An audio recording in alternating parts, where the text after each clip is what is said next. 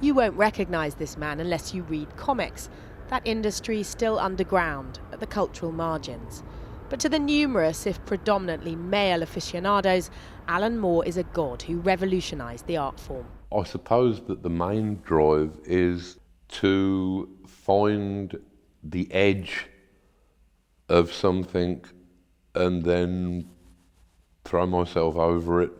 From Hell, Watchmen, The League of Extraordinary Gentlemen are all vintage Moore. So many of his comics have been turned into films that his impact on popular culture is disproportionate to his fame. And V for Vendetta, his nightmare vision of Britain under a dictatorship, has spawned something else too. It was you who appointed these people, you who gave them the power to make your decisions for you.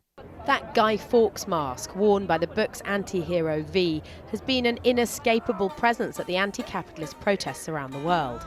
A face in the crowd, from Wall Street to Tokyo, via Mexico, Argentina and Seoul, adding an element of anonymity and performance to the Occupy protest movement. So what does the man behind the mask think? Channel 4 News took Alan Moore to meet the demonstrators for the first time. He was led round the St Paul's Cathedral camp by one of the Occupy crew. I mean, the reason I haven't been down before is because I didn't want to make too much of a thing of the V masks and stuff like that. I mean, I've admired you from afar. Within minutes, he's face to face with his creation. It's a bit surprising when some of your characters who you thought you'd made up suddenly seem to escape into ordinary reality. I mean, what is it about the mask that is it just useful or what? The whole character is very relevant to what we're doing at the moment because we're going against a system which we feel is corrupt, so we're doing the same kind of thing as what happened in the movie. Alan Moore is too genuinely friendly to take issue with that mention of the movie, but he hates the way his work's been misappropriated as he sees it. If you're looking for the guilty, you need only look into a mirror. He never wanted films made, took his name off the credits and refuses the presumably pretty hefty fees to which he's entitled. Fairness, justice and freedom are more than words. They are perspectives. Time Warner profits every time a V mask is bought. For many, that encompasses the contradiction of the iPod-using, Starbucks-drinking anti-capitalist movement. Moore, though, is amused by what he claims is the company's embarrassment at the association. For V is a nameless, faceless agitator who uses violence and wit to bring down a fascist government. Alan Moore is a self-proclaimed anarchist. Don't expect him to criticise these protesters. What do you think of it? Well, I'm amazed, I'm very impressed, and I'm rather touched. The people here are amazing. I think that this is probably the best organised and most forward-thinking protest that I've ever had experience of.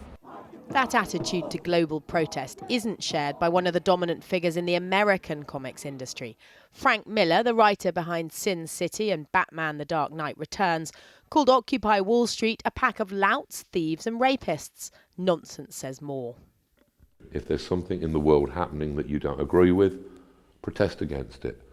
If there's something that you wish existed in the world, then work towards realising it. The US comic tradition is of superheroes who save the world and embody American values. That's not Alan Moore's worldview. The one place gods inarguably exist is in our minds, where they are real beyond refute, in all their grandeur and monstrosity. His work often explores spiritual and philosophical ideas. Rebellion is what drives British comic writing, he says. This goes right the way down to people like Leo Baxendale's Bash Street Kids. On a simple innocuous level like that, Dennis the Menace. There is a strong strand of anarchy that runs through nearly all of the important characters in British culture. I think that America is perhaps a more God-fearing and authority-fearing culture. Those anti-establishment Wall Street demonstrators, though, have Alan Moore fired up.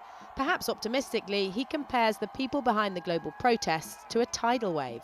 I don't think that they are the cause of the wave.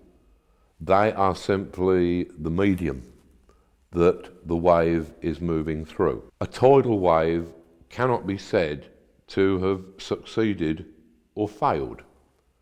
All that it can be said to have done is to have changed things, often monumentally.